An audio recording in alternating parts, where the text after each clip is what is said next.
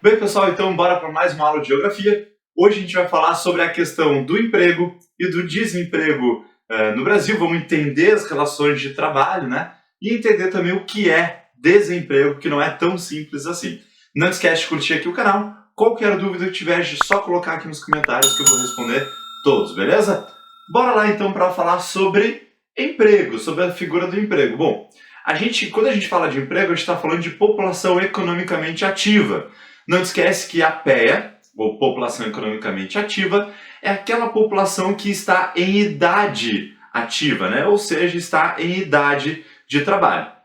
Eu estou com o site do IBGE aberto aqui também para trazer alguns números para vocês, perfeito? De ocupados, de pessoas desocupadas, fora da área de trabalho, enfim. Por exemplo, se as pessoas estão abaixo da idade de trabalhar, elas não são consideradas população economicamente ativa. No Brasil a gente tem aí um pouco mais de 38 milhões de pessoas abaixo da idade de trabalho, né? São considerados então estudantes e não ocupados. Também pessoas aí fora da área de trabalho, da força de trabalho, seja por estar por questão de idade ou por algum problema físico, enfim, que tenha que afastá-la do trabalho, a gente tem aí um pouco mais de 65 milhões. Então, somando os dois, aí vai dar mais de 100 milhões de pessoas fora da área de trabalho. Da área de trabalho, a gente tem hoje pessoas ocupadas na casa dos 94 milhões e desocupadas na casa dos 11 milhões. Bom, quando a gente fala de emprego, tá, a gente separa então em três tipos. Então, a gente tem o emprego empregador, o empregado e o autônomo, né? Na figura do trabalho, tá? Na figura do emprego. Além do subemprego que eu vou falar para vocês ainda hoje. Bom, vamos começar pelo empregador. O empregador é aquele que gera emprego, que gera trabalho. Geralmente é um empreendedor que tem lá o seu empreendimento, tem lá a sua empresa e ele precisa de uma força de trabalho para realizar as suas tarefas. Então ele é o empregador. O empregado é aquele que depende então do empregador, é aquele que depende dessa a força de trabalho, né? Esse empregado ele pode ser trabalhador formal, ou seja, ele tem a formalidade de uma carteira de trabalho, por exemplo, ou o informal. E o informal é aquele que não tem essa relação de trabalho na carteira, né? Então ele não é formalizado, então ele não vai ter os direitos básicos de um trabalhador formal. Quais são esses direitos, professor? Ele férias, 13º, seguro-desemprego, auxílio saúde, né, que é aquela quando tu te machuca, enfim, como é que é o nome disso, meu Deus? Enfim, quando ele é um trabalhador informal, ele não vai ter esses direitos básicos, tá? Licença maternidade, licença paternidade. E ainda tem a terceira figura, que é o autônomo. O autônomo, não te esquece, que é aquele trabalhador que ele tem o seu próprio empreendimento, sua própria empresa, e ele pode ou não ser formalizado, né? O autônomo formalizado é aquele que ele vai ser um MEI, por exemplo, um microempreendedor individual, enfim, ele vai ter a sua formalização, perfeito? E ainda tem, gente, a figura do subemprego. O que é o subemprego? O subemprego é aquele trabalhador que ele não recebe o valor necessário básico e não tem as condições necessárias para trabalhar. Então o subemprego, gente, é uma categoria abaixo do emprego e não é considerado também desempregado, né? Ele fica nesse meio aí. E não necessariamente é uma coisa boa, né? O subemprego ele não vai ter as condições boas assim de trabalho, então é bem complicada essa questão do subemprego. Eu estou aqui no site do IBGE e o IBGE mostra aqui no site, tá? Vou mostrar para vocês aí, que o IBGE conta então com 11,6 milhões de desempregados. Segundo o IBGE, o desemprego, né, de uma forma simples, refere às pessoas com idade para trabalhar, acima dos 14 anos, que não estão trabalhando, mas estão disponíveis e tentam encontrar trabalho. Gente, então assim, ó, para ser considerado... Ai meu Deus, meu celular caiu. Voltei, não quebrou. Ó, não quebrou. Então assim, ó, para ser considerado desempregado no Brasil, não basta não ter uma ocupação. Para ser considerado desempregado é não ter uma ocupação e estar na busca ativa de emprego.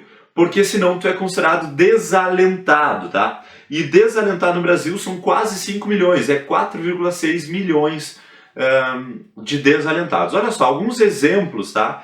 Que não podem ser considerados, então, desemprego, tá? Que o IBGE traz aqui, ó. Um universitário que dedica seu tempo somente aos estudos não é desempregado.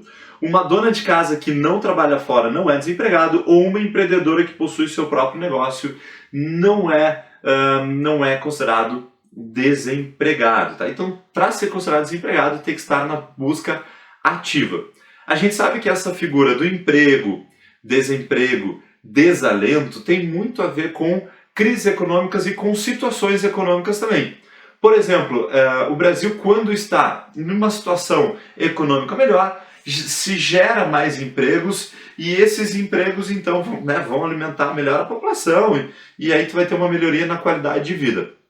Em situação de crise, os desempregos eles aumentam ou não. Professor, ou não? Sim, o próprio IBGE mostra aqui, gente, que existe a questão dos... cadê aqui, ó? Deixa eu achar.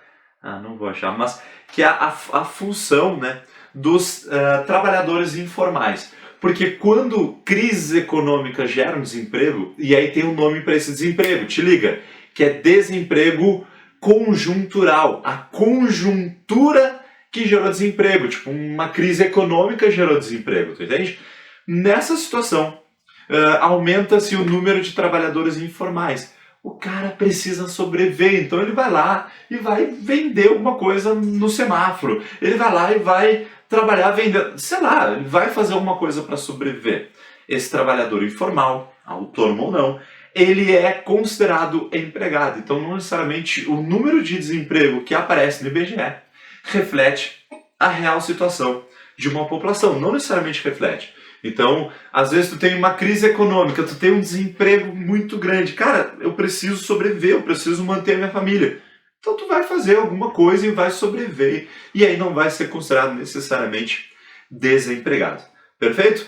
Para terminar, deixa eu te chamar a atenção para uma coisa muito interessante que até a IBGE traz 23% subutilização. O que é a subutilização? Talvez um dos maiores problemas que o governo enfrente quando fala sobre a questão do emprego, que é uma pessoa ela tem capacidade para trabalhar uma quantidade enorme de horas durante a semana. Né? Só que devido à falta de oportunidade, ele acaba ocupando ali 10 horas, 20 horas da sua semana. Ele está subocupado. Isso acontece muito com professores, né? Por exemplo, o cara vai buscar lá, ele pode trabalhar até 60 horas por semana, né? Tem vários exemplos de professores assim. Eu mesmo trabalho 48 horas por semana.